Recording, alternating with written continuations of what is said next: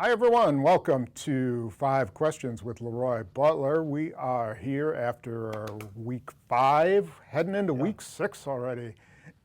And the Packers are playing those vaunted Dallas Cowboys, your favorite team growing up. Huh? Yeah, it was. I was a huge Cowboy fan growing up. And, I could name 40 guys straight. But when I got that phone call in 1990, I'm a Packer fan. Were they your favorite team when they were kicking your butt up and down Texas Stadium during the 90s? I don't remember what you're talking about. You don't remember any of that? I've never lost to the Cowboys. I have no idea what you're talking about. This guy, come on, man. You guys, that was like your home away from home, Texas Stadium for a while. It was a team, Tom, we had to get past to get to where we wanted to go. Yeah. And you could say the same thing about the Green Bay Packers and the Giants. The Giants, remember the 15-1 season? Sure, yeah. People thought about the 2007 season, the NFC Championship game.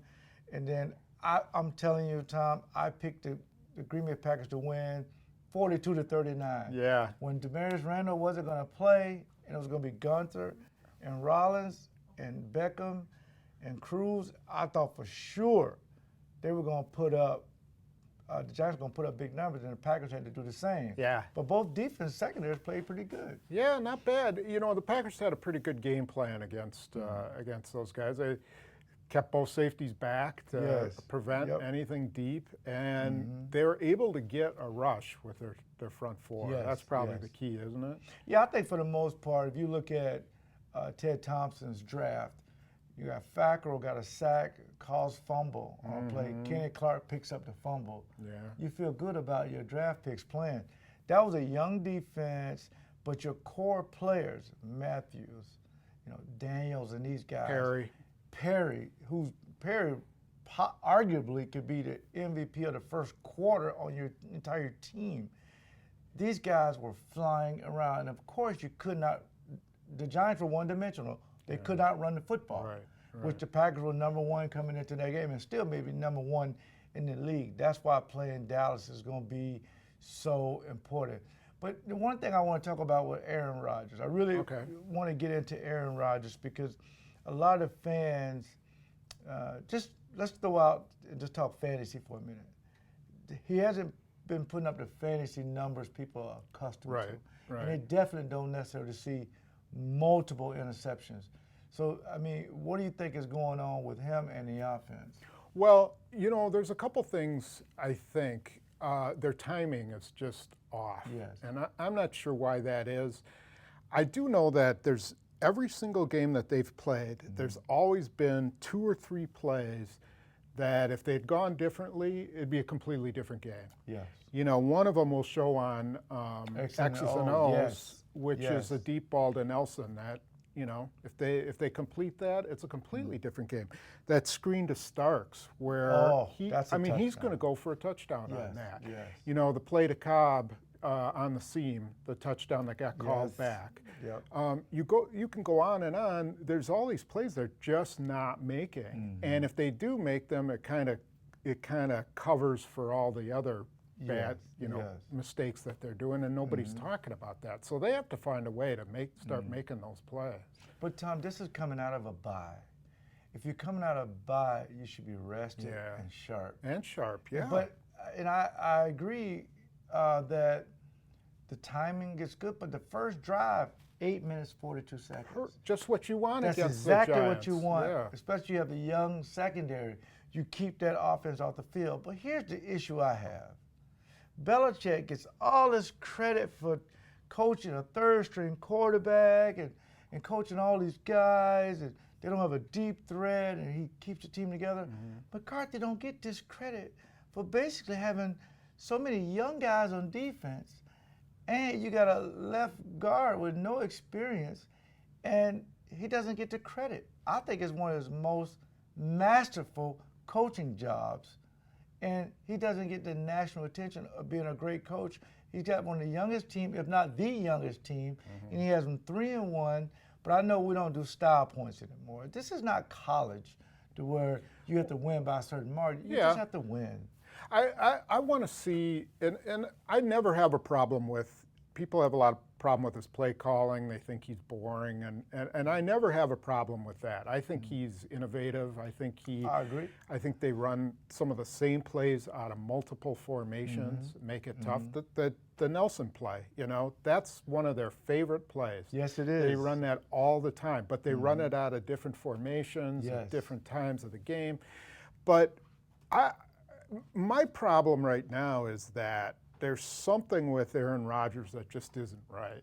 And I don't know if it's coaching, if it's timing with his receivers, because the protection was good. I thought the protection was good. The protection was fantastic. But I think with Aaron, to Aaron's defense a little, when he sees you drop a pass, it just really eats him up. Yeah, Jordan Nelson had 3 drops. I think that was the issue. And also with him, Aaron has, and I tweeted this, Aaron has to take what the defense gives him. Sometimes he'll bypass the 7-yard throw for looking for the 57-yard throw. Yeah. Go through your progression. Just take those little dink and dunks. Trust me, I used to play safety. We'll eventually come up, and then you can go downtown. But obviously, the Giants came in to say nothing deep, and we should probably beat the Green Bay Packers. Because their game is when Aaron is throwing for 375, 4 touchdowns.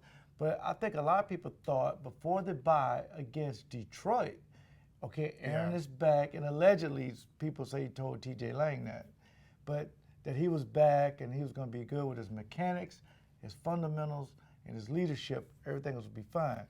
But again, the second half, they just didn't put anything together. Let me run this past you, which I think needs to be thought about, which is maybe the Packers' strength is their defense, and maybe they need to play to their strength, and that means on offense, that means having some long drives, limiting the number of plays that the other team has. Play to the strength of your offense. Play field position game, and maybe maybe they're not that team that's going to score 42 points anymore. Yeah, it possibly is, but you got to have Eddie Lacy. Eddie Lacy, to me, had a game that you wanted to see. Yeah. This guy had great feet. He was physical. He had fantastic vision. I don't necessarily know when he got hurt. He said he might have been the last play. I saw it was a second. I think it was the second to last play he got. Someone just rolled onto his ankle. Okay, because he was running the ball. But the problem I have with Eddie Lacy, though, they never stick to him, Tom. He'll have 4 or 5 great runs. They'll take him out. Yeah. And then you'll see Montgomery in the backfield. You'll see Cobb in the backfield. Then all of a sudden you'll see starts. Yeah. And then you got to see this. Leave him in there for 20 or 30 plays. I asked your high school teammate former high school teammate about that yesterday, Edgar. I said, are you getting to a point where just leave him in the game? Just run him all the time. But I asked, are you worried about? Are you doing that because you're trying to save him for the season or whatever? Yeah. I got a non-answer. So what do you mean a non-answer? He didn't really answer the question. What did he say? Like something? We just have to. Very ambiguous. Edgar always says we have to make the most of our opportunities. Oh, okay. That's his phrase. Yeah. I like Edgar. He's a good. I love him. I mean, he's a good dude. He just. Yeah, he can't give you bulletin board stuff. No, he won't give it. No. Not today, not tomorrow, not ever. No, let McCarthy do that was you. We were talking about you in the interview room yesterday, in the auditorium. Me and Wildy and Demosky, we were talking about how you talked on every Wednesday, and if you had just seen the game plan, you were going to pop off if you weren't blitzing enough. We just knew we would hang by you to see whether Fritz had given you, if you were going to blitz that week, and if not, you were going to go off about it. Hey, well, when I did that, we won games. That's true. That's true. So I just want to be a part of the game. Sometimes they forget about you, Yeah. When Reggie White and Sean Jones go up there and say, LeRoy's leading the team in sacks, what's up? And I don't blitz for 3 weeks. I got to say something about that. Right. Anyway, I digress. Let's talk about the Cowboys. Yeah. This is a really good team, and the thing that I'm so impressed with and it's been true for years, is their running game is really sophisticated. Yes, it is. I mean, man, they really make use of that offensive line. And we're going to talk about it in X's and O's. Stay tuned for that. But Ezekiel Elliott, you got a rookie running back and a rookie quarterback. But Ezekiel Elliott has speed, vision, and cutting ability. And I think the biggest thing for him, Tom, is he has an offensive line that gives him the next level. And we'll explain that. But his lineman is almost like a zone blocking scheme, but it turns into a man down the field. And they want to get him to one guy. He got to make that one guy miss. Yeah. We're going to talk about that, and his 60-yard run for a touchdown. But Dak Prescott is not turning the ball over, Tom. Yeah, I know. Most rookies turn the ball over. Carson Wentz just turned the ball over for the first or second time against Detroit, and they lost that game. But this is a quarterback coming into the season thinking Tony Romo was going to be, he didn't think he was going to play. Yeah. But Romo's been a history of being hurt. And now I think you mentioned that Romo may even get his job back down the line or something. So I just don't know, but this kid is playing well. Yeah. Well, this is the number one rushing offense gets the number one rushing defense. Yes. Now, not to throw a blanket over the Packers ranking. But you're about to do it. But I am, yeah. Let's not forget that in week 1, Chris Ivory didn't play.